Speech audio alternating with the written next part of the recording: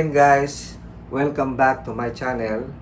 This time I will discuss to you the nitty-gritty aspect of labor laws in the Philippines. As you know, labor laws is the Bible between the workers and the employers in the Philippines. Why do you say that it's the Bible?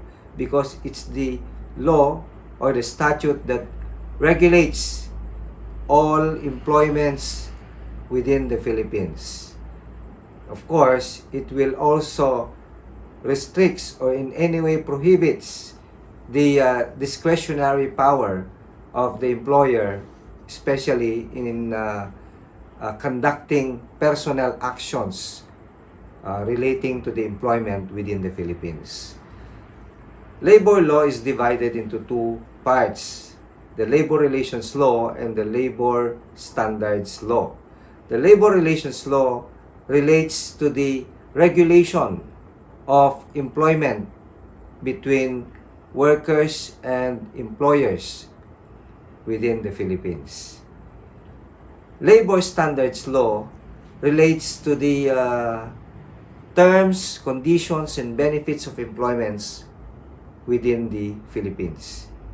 And of course, the last time when I discussed you the social justice, this is also part of labor provisions, and this relates to health, safety, and social welfare benefits of workers.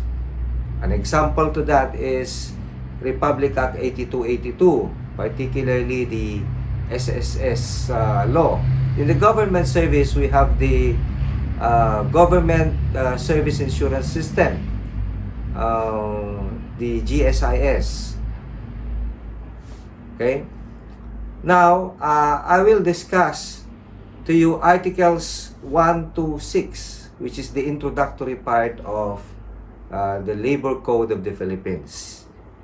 And of course, Article 1 relates to the title, where it provides that the law shall be known as the Labor Code of the Philippines. Well, as early as 1974,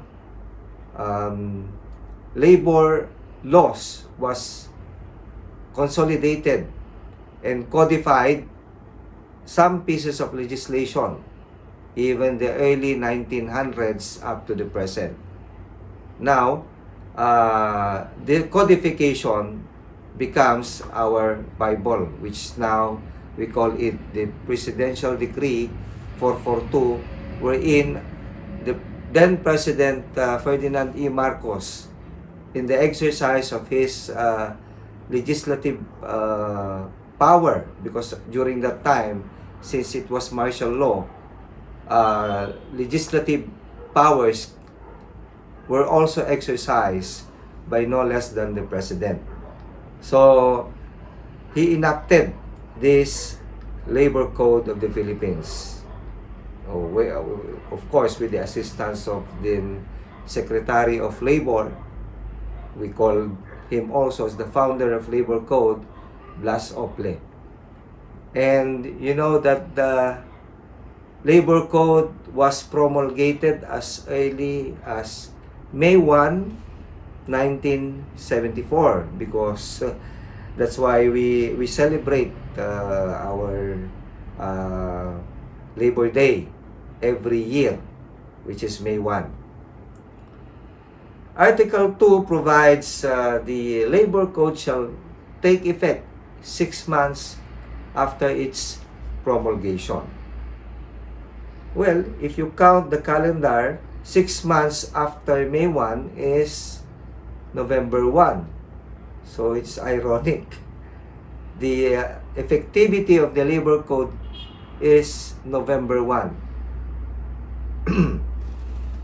Article 3 provides, it's a reiteration of the constitutional provisions on the state affording protection to labor, promote full employment, ensure equal work opportunities to all regardless of gender, race, or creed, and regulate relationship between workers and employers.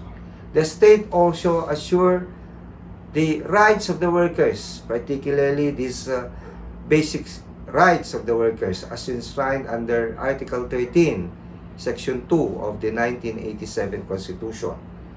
And these are the right to self-organization, the right to collective bargaining, right to security of tenure, and even just and humane conditions of work.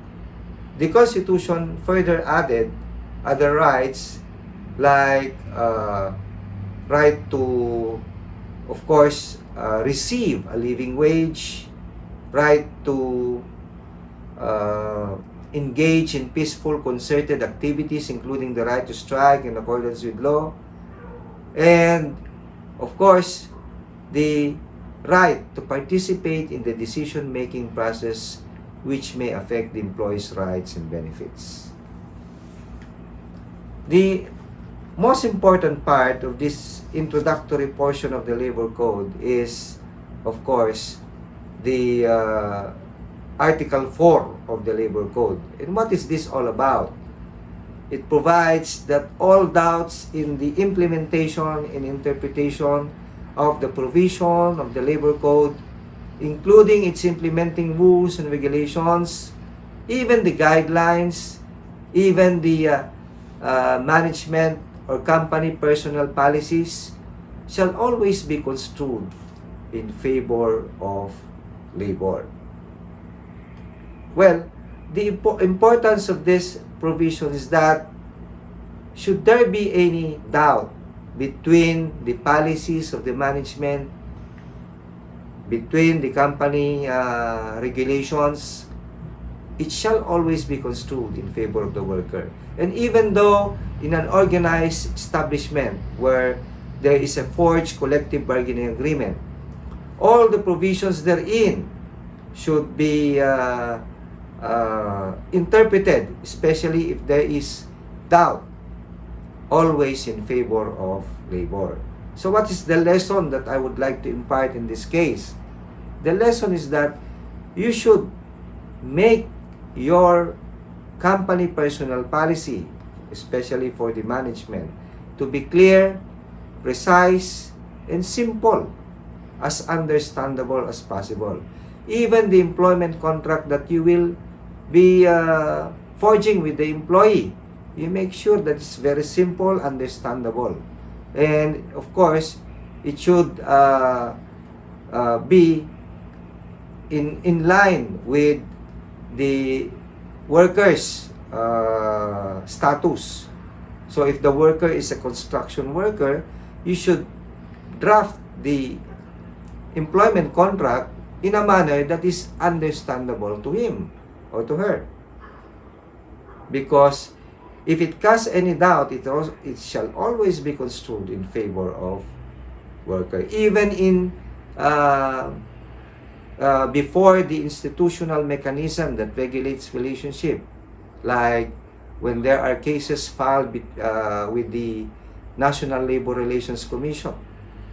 The National Labor Relations Commission, through the Labor Arbitration Branch or through the collegial body consisting of the presiding commissioner and the members, they always interpret the provisions that will be put into issues, whether that provision is a company personnel policy, the employment contract, the collective bargaining agreement, or any other matters, shall always be construed in favor of workers. So make it simple as possible. The next provision that I will discuss is Article 5 of the Labor Code of the Philippines. Article 5 provides that the Department of Labor and other government agencies charged with the administration and enforcement of the provision of the code shall promulgate implementing rules and regulations.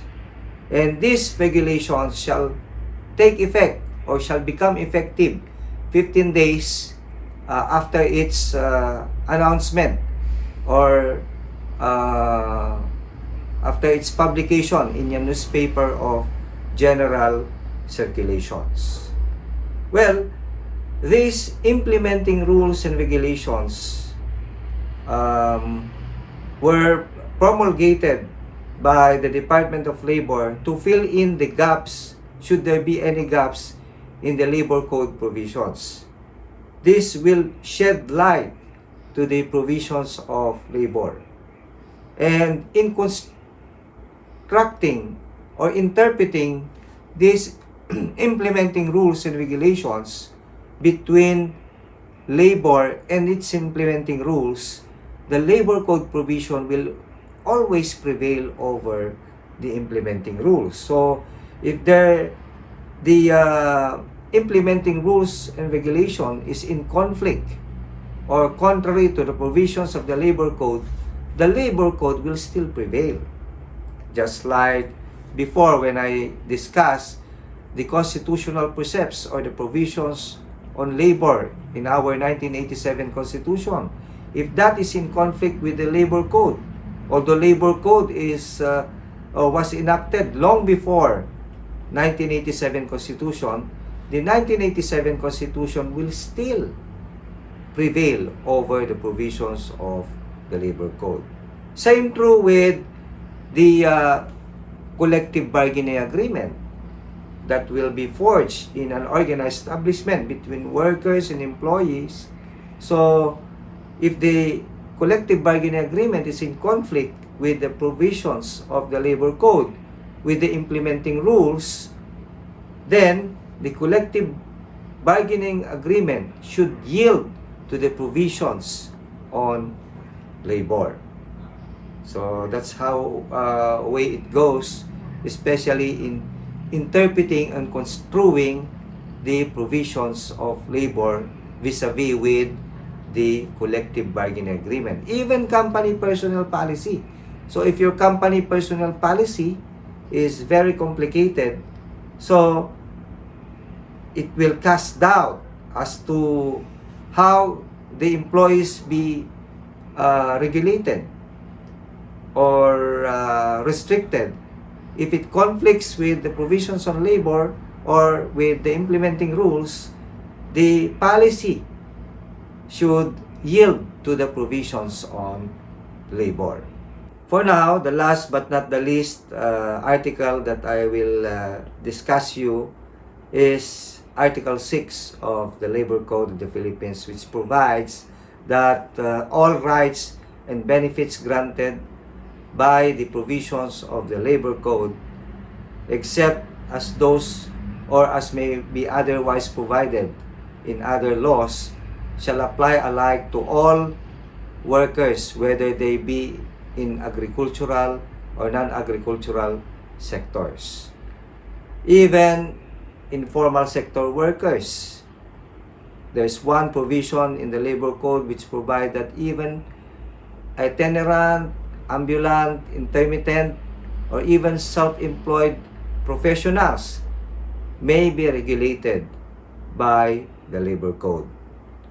I hope that you learn something with this introductory part, and maybe we will be discussing again next time on the other parts of labor. Again, thank you.